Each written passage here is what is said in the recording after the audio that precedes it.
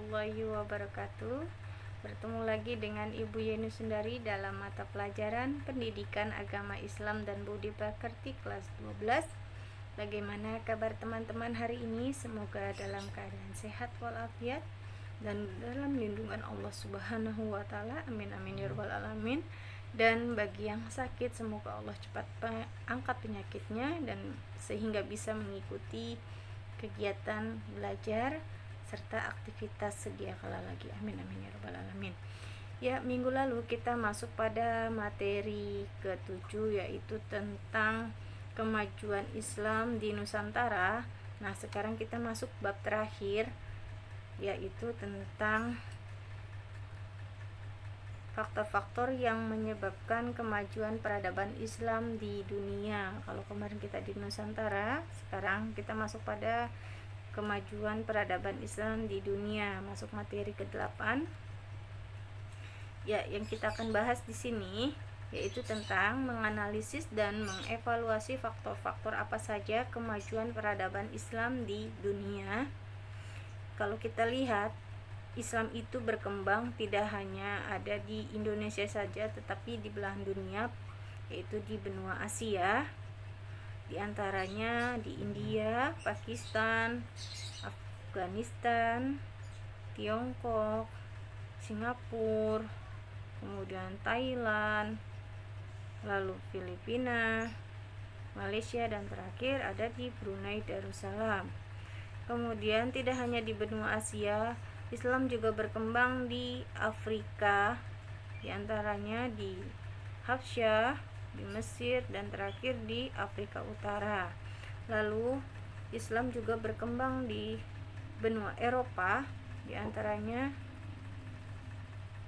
di Andalusia. Dulu namanya Andalusia, tetapi sekarang sudah berganti nama menjadi Spanyol. Yang kita tahu Spanyol, tapi dulu disebut dengan Andalusia. Kemudian di Rusia, dan terakhir di Inggris.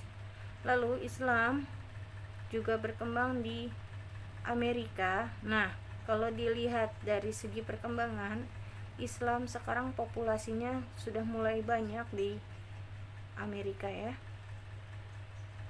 Kemudian terakhir ada di Australia. Jadi Islam itu sudah berkembang di belahan dunia, karena Islam adalah agama rahmatan lil alamin, untuk semua makhluk. Kemudian substansi sejarah peradaban Islam. Nah, kalau kita lihat dari substansinya, masa kemajuan Islam di dunia itu dari beberapa aspek, yaitu baik dari aspek intelektual, kebudayaan, arsitek, dan politik serta ekonomi. Kemudian faktor kemajuan peradaban Islam di dunia apa saja? Nah, di sini yang kita akan bahas ya. Apa saja sih faktor kemajuan Islam? Nah, kemudian masa kemunduran, tapi kita tidak membahas ini dulu ya. Kita hanya terfokus pada faktor kemajuan peradaban Islam di dunia. Kalau masa kemundurannya, insya Allah kalau masih ada waktu, Ibu akan menjelaskan tentang masa kemunduran peradaban Islam. Jadi Islam itu pernah mengalami kemajuan dan akhirnya pernah juga mengalami kemunduran. Nah, apa saja sebab dari kemunduran Islam? Dan terakhir, semangat menjadikan agama Islam sebagai rahmatan lil alamin. Nah, masa kemajuan peradaban Islam di dunia.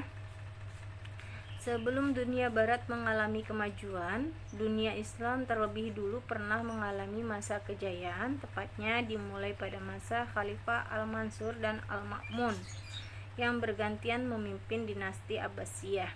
Nah, kalau kemarin kita sudah bahas tentang di kelas 11 itu ada dinasti Umayyah, kemudian masuk kepada dinasti Abbasiyah. Nah, di dinasti Abbasiyah inilah Islam mulai mengalami kemajuan ya.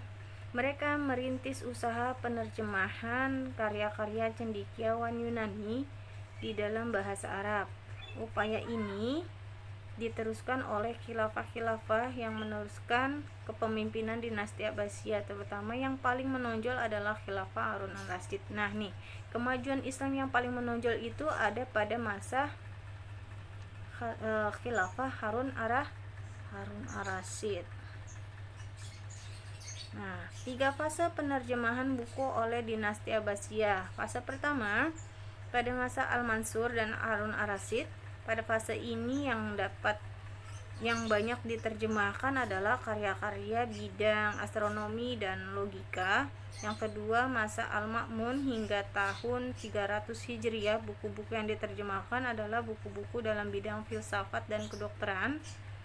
Dan yang terakhir, setelah tahun 300 Hijriah, terutama setelah adanya pembuatan kertas, karya-karya yang diterjemahkan mulai meluas dalam semua bidang keilmuan. Para penerjemah dinasti Abbasiyah. Manuskrip yang berbahasa Yunani diterjemahkan dahulu ke dalam bahasa Syriak atau bahasa ilmu pengetahuan di Mesopotamia, kemudian diterjemahkan ke dalam bahasa Arab. Para penerjemah yang terkenal pada masa itu diantaranya, satu adalah Hunain bin Ishaq, ilmuwan yang mahir berbahasa Arab dan dari Yunani, menerjemahkan 20 buku galeri ke dalam bahasa Syria dan 20 buku dalam bahasa Arab. Yang kedua, Ishaq ibnu Hunain ibnu Ishaq. Yang ketiga, Sabit bin Qura. Yang keempat, Qusta bin Luqa. Yang kelima, Abu Bishr Mata ibnu Yunus. Semua penerjemah ini kecuali Sabit bin Qura yang menyembah bintang karena penganut agama Kristen. Jadi cuma satu ilmuwan pada masa dinasti Abbasiyah ini, yaitu Sabit ibnu Qura. Masa kemajuan peradaban Islam di dunia. Kemajuan dalam intelektual dengan lahirnya para ilmuwan muslim dan bidangnya. Jadi ada beberapa bidang yang dikuasai oleh ilmuwan muslim, diantaranya dalam bidang hukum, teologi, tasawuf, filsafat, dan ilmu pengetahuan.